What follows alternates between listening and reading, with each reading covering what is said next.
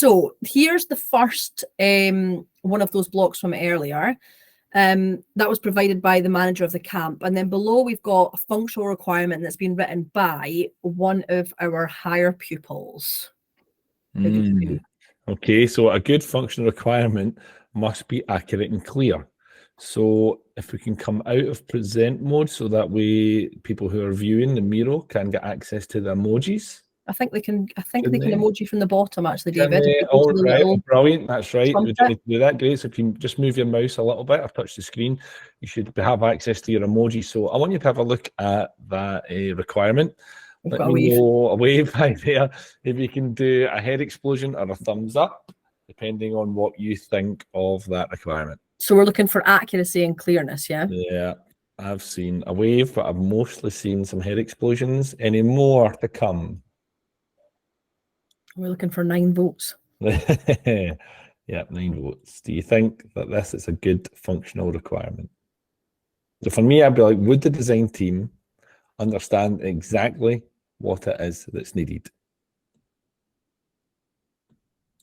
I think that must be most reactions. Yeah, I think it. I've actually had a bit of a mix. I've at least seen 3 or 4 thumbs up, but I think I've seen about 3 head explosions as well. Yeah, I think about half and half actually.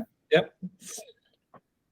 Okay, so I suppose from my perspective, I think, David, some important details are missing from the requirement. So for me, the keyword I would be wanting to see from my kids is query, and it's not there. So it doesn't say that query is needed to perform the task, and we should be looking for those technical database terms. But it does, however, say about the total income to be calculated, but then it doesn't say anything about the previous activities. So that's, to me, it's missing something. Yeah, I'd probably agree with you. I'd say that's correct. This requirement would lead to a solution that doesn't meet the needs of the manager. And that's why I'd say it's a poor functional requirement. It just does not have enough detail. Okay, well, we have a look at another pupil's response then? Yeah, go for it. Let's see what else we've got. I'm nervous. Right. So again, people in the background, we've got use an aggregate function to count how often activities are selected. That's as a functional requirement for that same scenario above. So can you give us a thumbs up if you think this one is good or better, or exploding head if you think it's worse than the last one that we declared as maybe not a good one? Thumbs up. Interesting. So 1 exploding head and 2 exploding, 3. Oh, it's all going horribly wrong. Again, probably half and half, yeah? Yeah, bit of a mix, yeah. So, well, 2 seconds, hit the night. Well, this response does mention the need to count. It does say that, how often the activities have been selected, but this response doesn't mention that we're only interested in the premium activities. And it doesn't say that we need to total the costs. And once again, this response, I would say, doesn't talk about the need for a query. Yeah, and actually we start to see technical terms like aggregate function, and it kind of skews our thoughts a little bit, but actually this requirement is missing a lot of detail that would be needed by the designer. So I think that that's probably another example of a pure functional requirement. But the fact that we're so torn as teachers, how are the kids meant to get it? Do you know what I mean? Yeah, that's kind of why we're looking at this. So I mean, as the SQA say, it's quite consistent that nobody's getting this right. So hopefully by the end of this session we will be. But let's have a look at another one. Okay, so you can read what it is that the manager would like to do, and you can see that the functional requirement has been produced again by a higher pupil.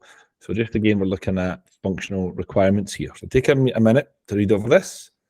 Okay, I'm not going to read it out, but please just take a little minute to read it out. And we just do same reactions as last time? Yeah, exactly. Once you've read it, let me know what you think.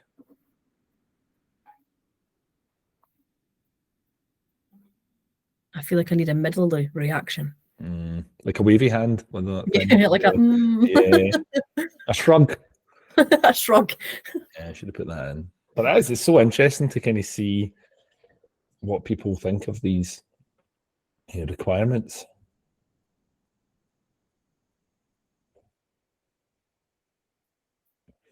More exploding faces this time, I would have said, yeah. Okay. Although it starts with query, which pleases me a little bit. Yeah. It's a little bit better for the functional. Yeah, but it's got at least actually mentioning the function. Okay, so this requirement does say query, which we like, and that the count function will be used to count the number of campers who selected premium activities and display the activities from least to most popular, which is good. However, it doesn't mention only activities at the waterfront or during session 2, which were obviously specifically mentioned above. It also doesn't say how activities that were equally popular should be displayed. That's mentioned at the very bottom of that top bit, David. So I still think maybe pure functional requirement. Yeah, I would probably agree with you there. Okay, should we maybe just look at one more? Yeah. Okay, Is is it one more? Let's see. Okay.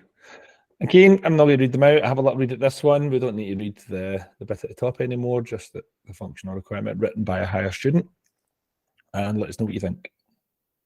Straight in with exploding heads. Well, maybe we should start marking the SQA exams like this. Thumbs up and exploding heads. Yeah, that'd be good. I think more people would sign up, you know. Yeah. Yeah. Yeah, I think most people are agreeing that this too is a pure functional requirement. I mean, there are a couple of positives. It does mention a query, which we love. And the databases are ordered by popularity, then by name. So it's got that kind of complex sort. However, there's nothing to say that only those activities at the waterfront in session 2. Wow, why is background change color? That was weird. Yep. And it doesn't give any technical detail about how the popularity of each activity is calculated. So it's still missing stuff. Yeah. Okay, let's do one more. We've got a wee hidden area on the frame, so we'll take that hidden area away. Okay, so let's look at one final example. This time, you'll read about the information that the manager needs to have available when the invoice for each camper is produced. To be totally honest, I quite like invoice questions. You can also see the functional requirement that has been produced by the higher pupil. So have a little read at that again and just interact with us. Some exploding heads or thumbs up based on what you think. Had one. Oh, yep. So it's 2. What else have we got? Yeah, this one's not popular. I've not seen any thumbs up for this one yet. Yeah. So this functional requirement mentions the need for a query and the need to sum and group by session, but it doesn't mention the need to also show the total cost for each session attended and the total cost for the premium activities in those sessions. Now, to meet the needs of the manager, the functional requirement should mention the need to store separate queries or make use of subqueries. Okay, one last one, yeah? Okay. We're praying for a good one. Yeah, I'm sure we've said that a few times tonight, actually, but okay, let's go.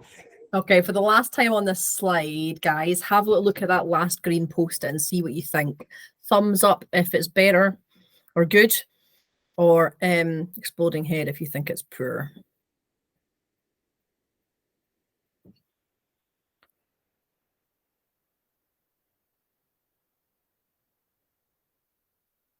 I don't know if I've missed any in the vote share. If not, people are still reading. Keep going. Yeah. Yep. I've got a thumbs up. Oh, look at thumbs up. this. I'm actually more inclined to want to give it a thumbs up just because it's on green. Is that me? What do you think, David? Yeah, I mean, actually, I'd say it's a very good attempt by the people. They need to use a query to calculate the cost of each session, the cost of the premium activities, and the total amount due are all mentioned. Yeah, in fact, actually, the only negative that I can see is that the response doesn't really mention like the sum function will be used to calculate the subtotals and the overall total cost, because we would be kind of looking for that, you know, technical wording. Yeah, I mean, I'd say it's a really, really good attempt, but unfortunately, it's lacking sufficient technical detail to be fully accurate. But it's pretty good. Yeah. Yeah, so we can see from these examples that candidates are finding it difficult to analyze a user's needs. I know many of my people get quite frustrated when we're looking at this and I'm maybe marking them down. So yeah, they are finding it difficult. And we're finding it difficult too because the lack of sort of resources we've got. So hopefully tonight we can give people something that will help. So we've been kind of looking at something to kind of scaffold the requirements. So will we have a little look and see what that looks like, David? Yeah, let's go for it.